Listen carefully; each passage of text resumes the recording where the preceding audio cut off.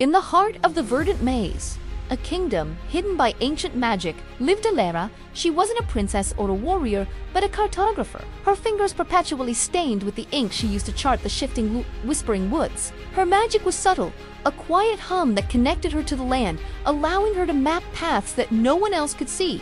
But the kingdom was fading. The Great Heartwood, the source of all life in the maze, was sick, its leaves turning a brittle, lifeless gray.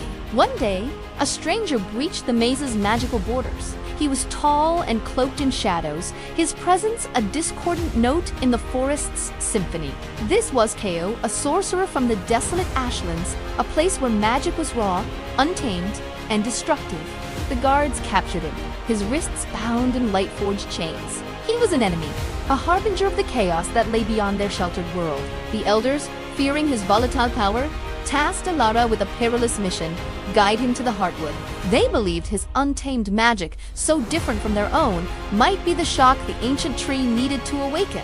Elara was furious. He's a blight on this land. His magic is like fire. It only consumes. But she obeyed. The journey began in tense silence. Kael sneered at her meticulous maps. "You try to cage the wild with lines and ink." He scoffed, his voice like gravel. "Magic isn't meant to be ordered. It's meant to be unleashed. And your unleashed magic turned your home into a wasteland, didn't it?" she retorted, her words sharp. He flinched, a crack in his arrogant facade. 4 days. They traveled, their arguments echoing through the trees. He would blast obstacles with chaotic bursts of energy. She would find elegant, winding paths around them. He saw her methods as weak. She saw his as reckless. One evening, they were ambushed by Shadow-Wraiths, creatures born from the Heartwood's decay. Elara's mapping magic, usually so reliable, flickered and died, leaving them blind in the encroaching darkness. Panic seized her. But then, Kael stepped forward. "Stay behind me," he commanded. He didn't unleash a torrent of fire. Instead, he wove a delicate shield of shimmering shadow, absorbing the Wraiths' attacks, turning their own dark energy against them. It was controlled, precise, and beautiful. Elara watched, mesmerized, as he moved with a grace she never thought possible. After the fight, as he tended to a gash on his arm, the silence between them was different. "How did you do that?" she asked softly.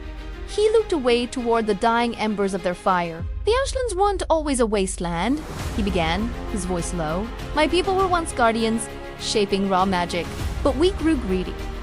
We took too much, too fast. I was born from that ruin.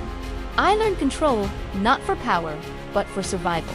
To protect the last few pockets of life." In that moment, Elara didn't see an enemy. She saw a man haunted by the mistakes of his ancestors, desperately trying to atone. She saw the same protective instinct in him that she felt for her own kingdom. She reached out, her ink-stained fingers gently touching the back of his hand. "You're home." "I'm sorry." Kael looked at her, his dark eyes holding a universe of pain and a flicker of surprise. He didn't pull away. As they continued, the dynamic shifted. He started asking about her maps, about the language of the leaves and the flow of the streams. She, in turn, began to see the life in his destructive magicality. He could coax a wilted flower to bloom with a touch of warmth, or mend a broken branch with a thread of shadow. He taught her that magic wasn't just order. It was also passion, change, and raw emotion. She taught him that control wasn't about suppression, but about understanding and harmony. They were two halves of a whole, the cartographer who understood the land and the sorcerer who spoke the language of its energy. One night, sitting by the fire, he traced the lines on one of her maps. "You see the world in such a beautiful, intricate way?" he murmured, his thumb brushing hers. She felt a warmth spread through her chest that had nothing to do with the fire. "And you?" she replied, her voice barely a whisper. "You hold a storm inside you, but you've learned to make it rain gently." He looked up, his gaze intense, and slowly he leaned in and kissed her. It wasn't a kiss of wild passion, but one of profound understanding, a quiet collision of two worlds that had finally found a common language. They finally reached the Heartwood. It was worse than they'd imagined. The massive tree was almost entirely gray, its bark cracked and crumbling. A deep, agonizing groan emanated from its core. The elders were waiting. "Now, sorcerer," one commanded, "unleash your power." Jolted back to life, Kael looked at the tree. Then at Elara, he shook his head. Brute force will kill it. That's the lesson my people learned too late. He turned to Elara. We have to do this together. She understood. This wasn't about his magic or her magic.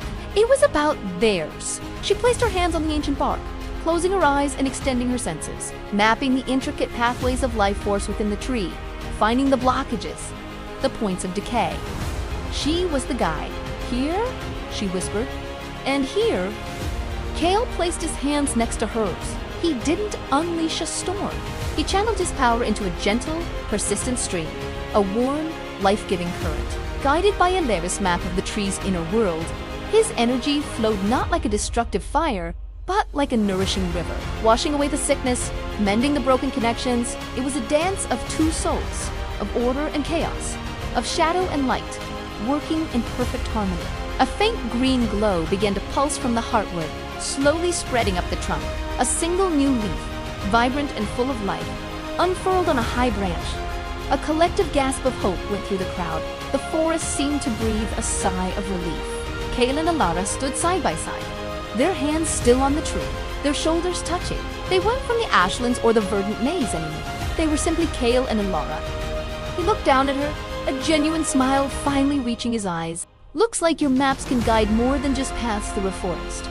She smiled back, her heart full. And it looks like your storms can bring more than just rain. In the heart of a healing kingdom, their love story, born from animosity and nurtured by understanding, had just begun to be written. Thank you so much for watching our story unfold. If you enjoyed Elara and Kael's journey, please give this video a thumbs up and hit that subscribe button. We have so many more tales to tell, and we'd love for you to be a part of them. See you in the next one.